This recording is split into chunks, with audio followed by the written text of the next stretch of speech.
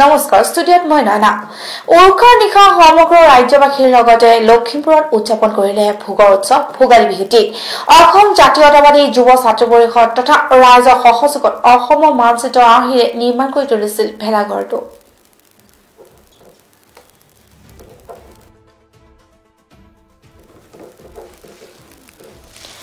ভোগৰ উৎসৱ ভোগালীৰ উৰুকাৰ নিশা সমগ্ৰ ৰাজ্যবাসীয়ে উদযাপন কৰিলে উলহ মালহেৰে এই দৃশ্য লখিমপুৰ জিলাৰ নাৰায়ণপুৰৰ শিমলুগুৰিত অসম জাতীয়তাবাদী যুৱ ছাত্ৰ পৰিষদৰ শিমলুগুৰি ৰাজগড় আঞ্চলিক সমিতিয়ে অঞ্চলটোৰ ৰাইজৰ সহযোগত অসমৰ মানচিত্ৰ আৰ্হিৰে নিৰ্মাণ কৰা ভেলাঘৰৰ তলত উৰুকা নিশাটো এনেদৰে নামি দামী শিল্পীৰ পৰিৱৰ্তে অঞ্চলটোৰ স্থানীয় শিল্পীৰ দ্বাৰা গীতৰ সহায়ত নাচি বাগি মতলীয়া হোৱা পৰিলক্ষিত বিভিন্ন জাতি জনগোষ্ঠীয়ে বসবাস কৰা অঞ্চলটোৰ এইসকল ৰাইজ উক্ত অনুষ্ঠানতে অসম জাতীয় পৰিষদৰ সাংগঠনিক সম্পাদক অচ্যুত খৈকিয়াই অংশগ্ৰহণ কৰি চৰকাৰৰ নাম নোলোৱাকৈ 2021ত অসমে ইয়াৰ প্ৰত্যুত্তৰ দিবলৈ মেজি জুইৰ পৰাই পণ লৈছে বুলি চুকা ভাষাৰে সমালোচনা কৰা পৰিলক্ষিত হ'ল লগতে অনুষ্ঠানটোত অংশগ্ৰহণ কৰে অসম জাতীয়তাবাদী যুৱ ছাত্ৰ পৰিষদৰ উপসভাপতি হেমচন্দ্ৰ গোস্বামীয়ে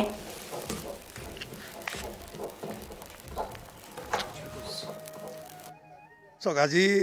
এক সুন্দৰ পৰিৱেশত আমি শিমলুগুৰিত উপস্থিত আছো যে অসম জাতীয়তাবাদী যুৱ ছাত্ৰ পৰিষদৰ শিমলুগুৰি আৰু ৰাজগড় আঞ্চলিকৰ উদ্যোগত স্থানীয় ৰাইজৰ যুৱকসকলৰ সহযোগত আজি মাঘৰ বিহুৰ উৰুকা উদযাপন কৰিছে ৰাজহুৱাভাৱে এক সুন্দৰ পৰিৱেশ আৰু এই সুন্দৰ পৰিৱেশত উপস্থিত হৈ সঁচাকৈ নিজকে খুব আনন্দ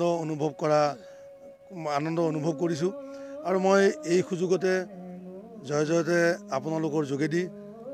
আমাৰ বিহপুৰীয়া সমষ্টিবাসী ৰাইজ তথা সমূহ অসমবাসী ৰাইজলৈ আমাৰ অতি আপোন অতি চেনেহৰ ভোগালী বিহুৰ আন্তৰিক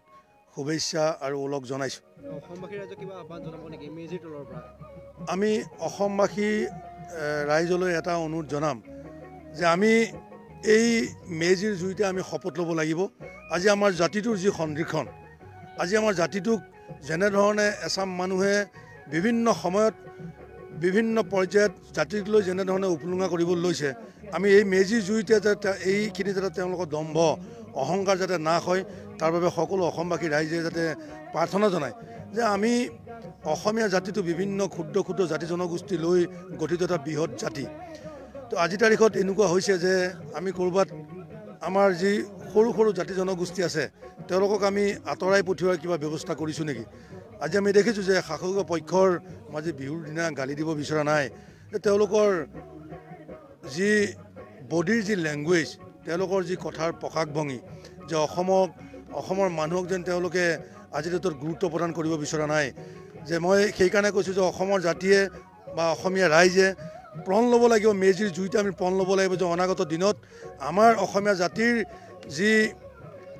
অসমীয়া জাতিক ধ্বংস কৰাৰ যি প্ৰস্তুতি কৰিছে ইতিমধ্যে কিছু লোকে সেইখিনি নাশ কৰিবৰ কাৰণে আমি প্रण ল'ব লাগিব অসমীয়া জাতিটো এটা স্বাভিমানী জাতি আমাৰ স্বাভিমান আছে আমাৰ অভিমান আছে আমাৰ কৃষ্টি সংস্কৃতি আজি ভাৰতবৰ্ষৰ ভিতৰত পৃথিৱীৰ ভিতৰত চহকী গতিকে এই চহকী জাতিটো নিক্ষেপ কৰাৰ যি প্ৰয়াস আৰু প্ৰচেষ্টা কৰিবলৈ লৈছে গতিকে এইখিনি মেজিৰ জুই যোগেদিয়ে যাতে আমি নাশ কৰিব পাৰোঁ আৰু তাৰ লগতে এটা কথা ক'ব বিচাৰিছোঁ যে 2020 চনটো আছিলে আমাৰ এটা দুৰ্যোগৰ বৰ্ষ যে 2020 চনটো আমি বিভিন্ন সময়ত প্ৰায় এটা বছৰ কৰোণা মহামাৰী কৰোণাত আমি ঘৰত আবদ্ধ হৈ থাকিবলগীয়া হ'ল আমি কোনো কলৈকো যাব নোৱাৰা হ'লোঁ কিন্তু ইতিমধ্যে আমি দেখিছোঁ যে কৰোণাক আমি পৰাভূত কৰিব লাগিব আৰু কৰি আমাৰ এই অসমীয়া জাতিটো আমি অনাগত দিনত এটা সঠিক পথেৰে আমি লৈ যাবলৈ এখন ভাল অসম গঢ়াৰ ক্ষেত্ৰত আমি এখন ভাল অসম গঢ়িব লাগিব য'ত নেকি হিন্দু মুছলমান খ্ৰীষ্টিয়ান জৈন আমাৰ অসমত যিমান জাতি জনগোষ্ঠী আছে সকলোৱে মিলিজুলি একেলগে থাকিব লাগিব ইয়াত কোনো ধৰণৰ ভেদাভেদৰ সৃষ্টি যাতে নকৰে আজি বিহু উৰুকাৰ দিনাই মই আহ্বান জনাইছোঁ যে অসমীয়া ৰাইজক বিভিন্ন কথাৰে প্ৰলোভিত কৰিব বিচৰা এই কথাখিনি প্ৰতীয়মান নগৈ আমি হিন্দু মুছলমান খ্ৰীষ্টিয়ান জৈন আমাৰ যি সম্প্ৰদায় আছে আমি সকলোবিলাক একেলগে অনাগত দিনত একেলগে থিয় হৈ আমাৰ বিৰোধী শক্তিখিনি আমি প্ৰভাৱিত কৰিব লাগিব।